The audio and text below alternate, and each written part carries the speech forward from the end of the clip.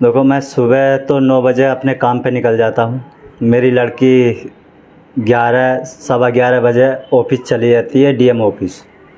फिर उसका आने का टाइम है 6 से 7 साढ़े 7 बजे तक। मैं जब तक लो इंतजार, मैं जब आया घर पे तो वो लड़की आई नहीं थी।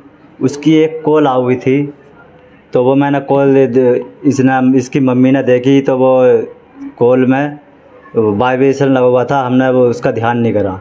हमने फिर उसके बाद आधे घंटे बाद हमने कॉल करी तो उसका स्विच ऑफ जा रहा था। तब उसका स्विच ऑफ जा रहा था तो हमें तलबली बच गई है, कभी स्विच ऑफ नहीं गया था। फिर मैंने लड़का भेजा हमदर्द पे गया 10:30 बजे। लोग वो देखता रहा। जब वो नहीं आया तो फिर मैंने आके मैंने फिर मोटरसाइकिल उठाई या सीधा मैं डीएम ऑफिस पहुंच गया। जब डीएम ऑफिस गया मैं, वहाँ जाकर मैंने जो गार्ड खड़े थे उनसे पूछा कि भाई जो मेहरा साहब हैं उनके अंडर में एक राबिया नाम की लड़की काम करती है। तो उन्होंने बोला कि मेहरा साहब तो पुलिस उठा कर ले गई। बोला पुलिस उठा कर ले गई? कि हाँ पुलिस उठा कर ले गई, आप 8 बजे आना सुबह को। हम सीधे चले आए। उसके बाद जो उसके लड़की के राबिया नाम की लड़की जो है मेरी बेटी, उसके जो स्टाफ के थे उन स्टाफ से पूछा गया तो कोई जवाब नहीं मिल रहा उनसे। कोई कह रही है, मुझे एक लड़की ने तसल्ली भी दी है क्या ठीक है तुम्हारी लड़की सेव है। मेहरा साहब को उसके जो मेहरा साहब हैं पूछताछ के लिए उस लड़के को भेजा। मेहरा साहब सर डीएम ऑफिस में है। कौन है डीएम ऑफिस में? डीएम ऑफिस सिविल डिफेंस कर्मचारी हैं कौन? हाँ, कर्मचारी हैं, इनके चलान वलान काटते हैं ये एग्जीक्यूटिव मजिस्ट्रेट। हाँ, तो उनके नीचे ये तो है सारा काम करती थी, जितने चलान थे सब कुछ थे, ये अपना कागज वगज बनाती थी। तो उस लड़के ने जब मुझे तसल्ली दिला दी कि वो सेब है तो मुझे फिर तसल्ली हो गई। फिर मैं फ़ोन इधर उधर करता रहा, मेरा कोई जासूस नहीं मिला उसे। तो फिर मैंने सोच लिया कि उसे अपहरण कर लिया, उसको ज़बरदस्ती लेके गए।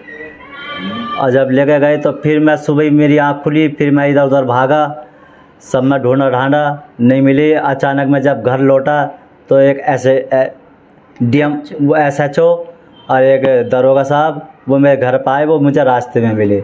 मैं अपनी घरवाली से बोल लिया कि चलो डीएम ऑफिस चल रहे हैं, 8 बजे बुलाया है।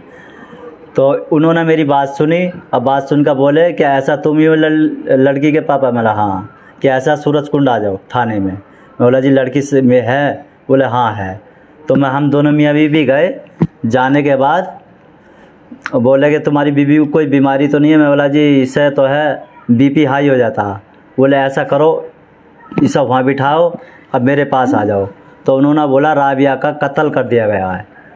बोला जी किसने किया है? आप बताओ तो क्या गुनाह है ऐसा जो कत्ल किया? बोले कि जिस लड़के ने कत्ल किया है वो लड़का दिल्ली थाने में जाकर हाजिर हो गया है कि मैंने मर्डर किया है। लड़का भी साथ काम करता था? लड़का उनके स्टाफ का ही था। उसे बकाये में ले आया गया। वो जो मेहरा साहब है उसके क्या उनके गवाही होगी या तुम लेकर चलो। आपको क्या लगता है सिर्फ एक लड़के नहीं मर्डर किया कि और कोई? देखो जैसी उसकी हालात थी, 25-30 चाकू लगे हुए थे जिस्म के अंदर। उससे उस चीज़ को देख कर मुझे लगता है कि 2-4 जनों का हाथ है उसमें। मुंह पे, क्या किसी मुंह पे, छाती पे, लैट्रिन की जगह, और उसका बलात्कार भी करा गया है। आपके प्रशासन से, दिल्ली पुलिस से क्या मांगे अब तक? मुझे जी सर मुझे अन्याय ये चाहिए, फांसी होनी चाहिए सर। क्या नाम है आपका? जी मेरा नाम परवीन झा। क्या हुआ था आपकी बेटी? मेरी बेटी यहाँ से 27 तारीख को ड्यूटी गई थी, ठीक है। यहाँ से 11 बजे के टाइम पे गई थी। 6 से 7 के बीच में मेरी बेटी आ जाती थी। जब 6 से 7 के बीच में नहीं आई तो फिर मैंने उसको मतलब वहाँ भेजा डीएम ऑफिस।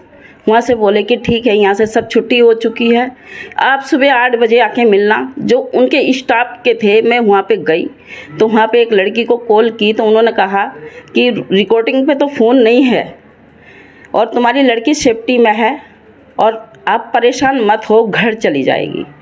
अब क्या हुआ कि क्या नहीं हुआ, ठीक है। वहाँ से उसको लड़की को उठाया गया मेरी और एक का हाथ में नहीं है। मैं यह न्याय मांग रही हूँ कि माँ का दर्द अब क्या होता है, क्या आप जानते हो। क्या करते थे आपकी बेटी? मेरी बेटी सिविल डिफेंस में थी। जब शाम को आपकी बेटी घर नहीं आई, उसके बाद आप डीएम ऑफिस गई, क्या बोला उन्होंने जो उनके साथ काम करते थे? बताओ क्या बोला। सुबह को 8 बजे आना। कि उन्होंने बोला था सुबह को 8 बजे आना। जो गार्ड थे वहाँ पे, जो गार्ड थे वहाँ पे। डेड बॉडी के बारे में कैसे पता चला आपको? डेड बॉडी के बारे में ऐसे पता चला कि हम पूरी रात उसको घूमते रहे स्टाफ वालों के यहाँ, ठीक है, कुछ पता नहीं चला। हमसे यही कहते रहे सेफ्टी में है, सेफ्टी में है। सुबह 8 बजे होते होते हम दोनों मियाँ बीवी उठे और एक लड़की के घर पे गए तो इतने लोग मेरे घर पे पुलिस वाले एचओ और दरोगा हैं, वो मेरे घर पे आ चुके थे। आपको क्या सूचना मिली कि आपकी लड़की अब इस दुनिया में नहीं रही है? मुझे सूचना ये मिली कि उन्होंने कहा कि थाने आप आ जाओ। कौन सा वो है ये, सूरज कुंड के थाने में आप आ जाओ। अच्छा। ठीक है, हम दोनों लोग यहाँ से गए तो उन्होंने पूछताछ की कि आपकी बीवी बीमार तो नहीं रहती हैं। तो मैं बीमार हमेशा रहती हूँ। तो उन्होंने कहा कि आपका इनका कोई काम नहीं है, आप जाइए इनको छोड़ के और किसी आदमियों को लेके आइए।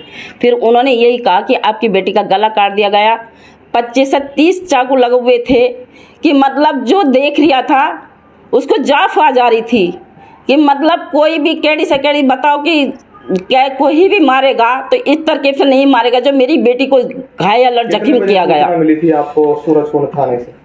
8 बजे के टाइम पे आए थे वो। अगले दिन 8 बजे? जी।